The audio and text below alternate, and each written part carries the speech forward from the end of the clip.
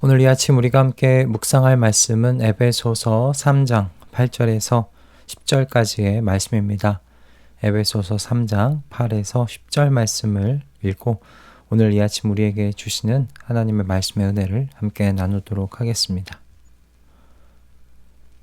하나님께서 모든 성도 가운데서 지극히 작은 자보다 더 작은 나에게 이 은혜를 주셔서 그리스도의 헤아릴 수 없는 부요함을 이방 사람들에게 전하게 하시고 만물을 창조하신 하나님 안에 영원 전부터 감추어져 있는 비밀의 계획이 무엇인지를 모두에게 밝히게 하셨습니다. 그것은 이제 교회를 통하여 하늘에 있는 통치자들과 권세자들에게 하나님의 갖가지 지혜를 알리시려는 것입니다. 아멘. 오늘 본문 가운데서 10절의 말씀을 읽었을 때 저는 좀 다소 의아한 생각이 들었는데 여러분은 어떠셨는지 모르겠습니다. 10절 말씀을 다시 한번 좀 읽어 드릴게요. 그것은 이제 교회를 통하여 하늘에 있는 통치자들과 권세자들에게 하나님의 갖가지 지혜를 알리시려는 것입니다. 어떠십니까? 바울은 이 말씀에서 교회의 사명에 대하여 이야기할 때 우리와 마주하고 살아가고 있는 이 땅에 있는 사람들이 아니라 하늘에 있는 통치자들과 권세자들에 대하여 언급하고요. 그리고 교회의 사명이 바로 이들에게 하나님의 지혜를 알리는 것이라고 말하고 있는 겁니다. 보통 교회의 사명에 대하여 이야기할 때 대체로 세상 사람들에게 복음을 전하는 것, 우리 그렇게 생각하지 않습니까? 그런데 바울은 여기서 훨씬 더 넓은 차원의 사명에 대하여 지금 말하고 있습니다.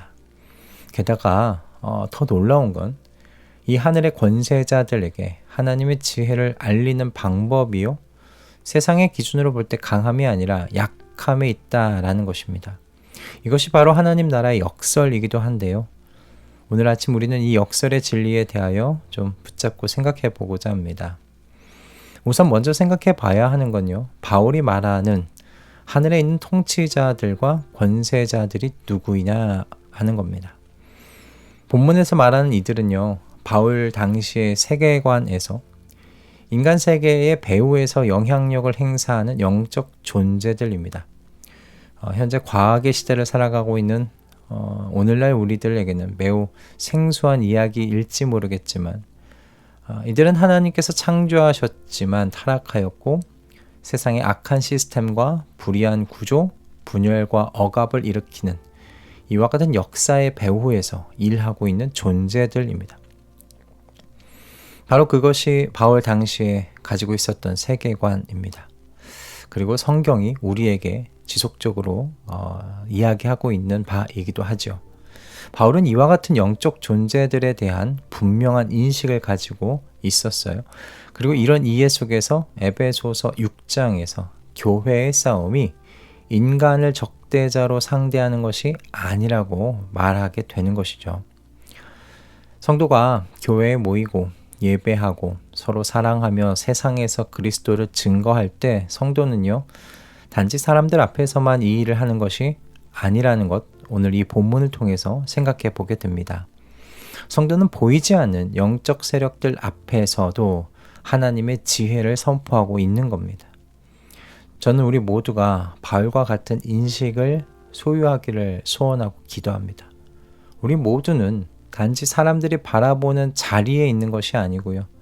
하늘의 영적 존재들도 지켜보는 좀 더 큰 무대, 우주적인 무대 위에 서 있다는 것 여러분 기억하셨으면 좋겠습니다.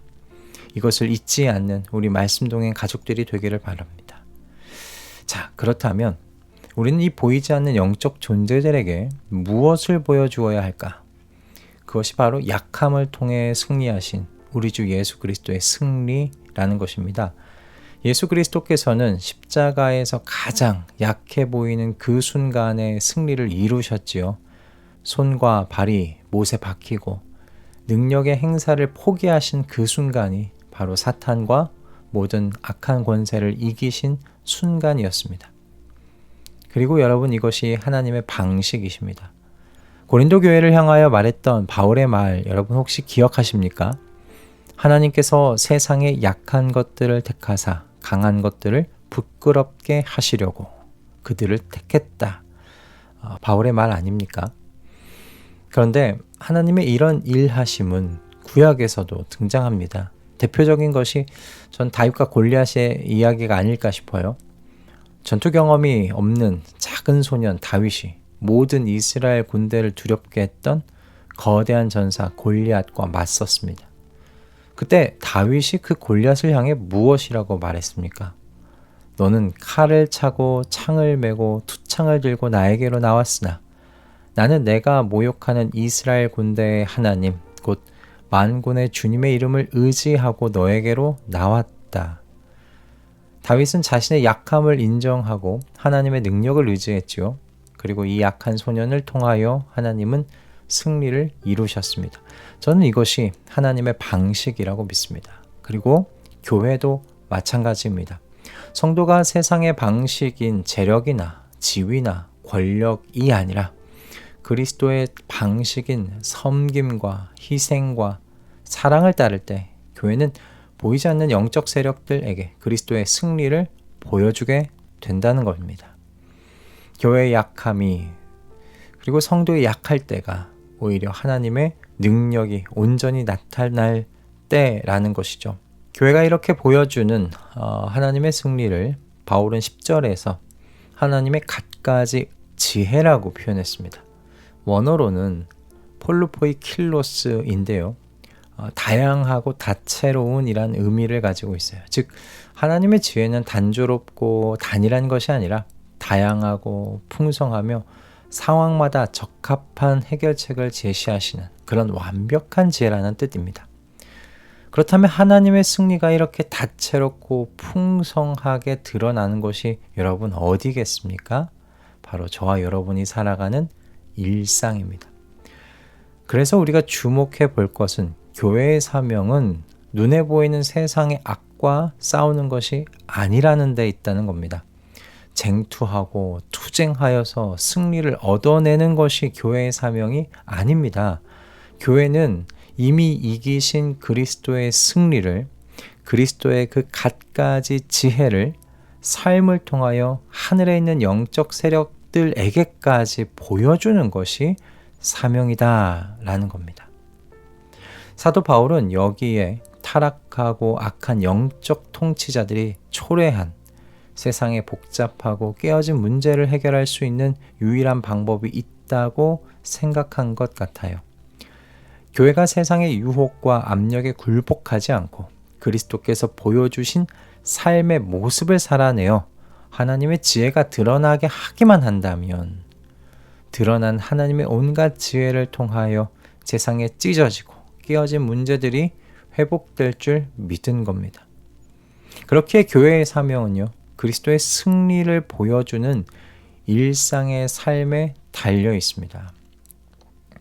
하나님의 갖가지 지혜가 나타나는 곳은 여러분 교회의 어떤 큰 프로젝트가 아니라 교회를 구성하고 있는 성도의 일상 속 삶에 있다는 말씀입니다.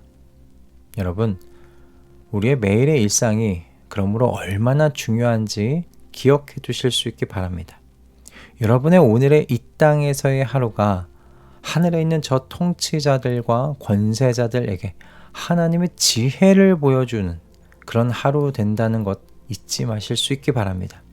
이렇게 교회의 땅에서의 일이 하늘과도 있다는 것, 연결되어 있다는 것 잊지 마실 수 있기 바랍니다.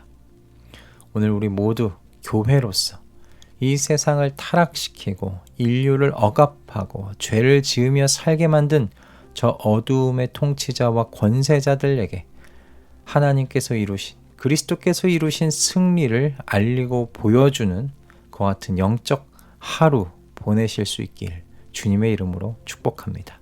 기도하겠습니다. 하나님 아버지, 저희의 약함을 통하여 주님의 지혜와 능력이 드러나게 하심 감사드립니다. 오늘 하루 저희가 세상의 방식이 아니라 십자가의 방식을 따라 살아가게 하여 주시옵고 그 삶을 통하여 하늘에 있는 통치자들과 권세자들에게 우리 주 예수 그리스도의 승리를 알리고 보여줄 수 있도록 인도하여 주시옵소서. 예수 그리스도의 이름으로 기도드립니다. 아멘.